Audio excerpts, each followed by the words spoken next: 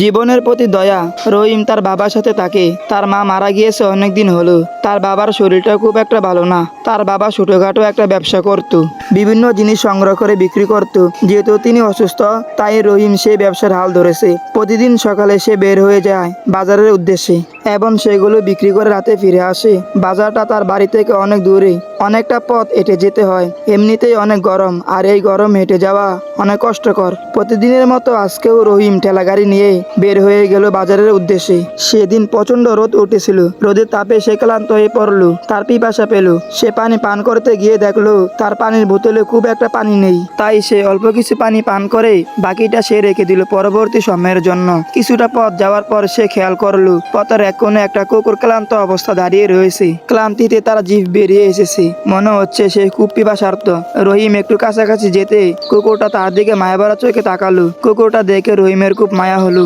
রহিমের মনে হলো কুকুরটাকে পানি পান করালে হয়তো একটু সুস্থ বোধ করবে। কিন্তু যেই না সে তার বোতল বের করলো, সে দেখলো তার বোতলে সামান্য কিছু পানি আছে, আর তার এখান থেকে বাজারে যাওয়ার অনেক পথ বাকি। রহিম মনে মনে ভাবলো, আচ্ছা বাকি রাস্তা না হয় কষ্ট করে আস্তে আস্তে হেঁটে গেলাম, কিন্তু এই বেচারা পানিটা গরমের তৃষ্ণায় মারা যাওয়ার মতো অবস্থা। আমার থেকে ওরই পানিটা বেশি প্রয়োজন। এই ভেবে রহিম সে ঠেলাগাড়ি থেকে একটা পাত্র নিল এবং সেই পাত্রের ভিতর তার বোতলে সবটুকু পানি ঢেলে কুকুরটাকে পানি পান করতে দিল। কুকুরটা বেশ তৃপ্তি করে পানি খেলো এবং পানি খাওয়ার পর তাকে বেশ সতেজ মনে হলো। এটা দেখে রহিমের মনে বেশ আনন্দ লাগলো।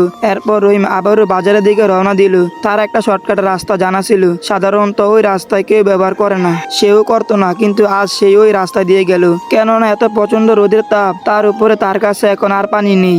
আশেপাশে কোনো কুয়া বা দোকান নেই যে পানি কিনে খাবে। সে দেখলো দুজন লোক তার দিকে এগিয়ে আসছে। জায়গাটা এমনি নির্জন, কেউ খুব একটা আসে না এখানে। রহিমের মনে মনে বেশ ভয় করতে লাগলো। লোকগুলোর কাছে এসে তাদের একজন বলল, এই ছেলে তোমার কাছে যা আছে আমাদের দিয়ে দাও, নাইলে। রহিম বলল, দয়া করুন, আমি খুবই গরিব। এই সামান্য জিনিসগুলো বিক্রি করে কোনো রকম আমার পেট চলে। ঘরে অসুস্থ বাবা রয়েছে, এগুলো বিক্রি করে বাজারে গিয়ে বাসায় যেতে হবে। তখন তারা বলল, একদম চুপ, একটা কথাও নয়। এই ছুরিটা দেখছো, একেবারে পেটের ভিতর ঢুকিয়ে দেব। সময় নষ্ট করো না, জলদি যা আছে বের করো, আর ঠেলা গাড়িটাও আমরা নিয়ে চলে যাব। রহিম বলল, দয়া করে এই কাজটি করবেন না। তখনই তারা দূর থেকে একটি কুকুরের চিৎকার শুনতে পেল। সকলেই দেখলো দূর থেকে একটি কুকুর দৌড়ে আসছে। এটি সেই কুকুর যে কুকুরটিকে রহিম পানি পান করিয়েছিল।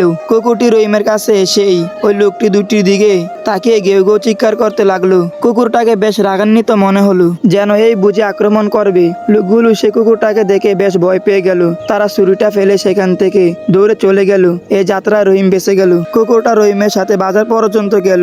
আর এইভাবে প্রতিদিন রহিম যখন ওই রাস্তা দিয়ে যাতায়াত করতো, আর ওই কুকুরটাও তার সাথে থাকতো। এরপর থেকে রহিমের আর কোনো সমস্যা হলো না। তো যাই হোক, আজকে এই পর্যন্তই। সবাই সুস্থ থাকবেন, ভালো থাকবেন, আমার জন্য দোয়া করবেন। খুদা হাফেজ।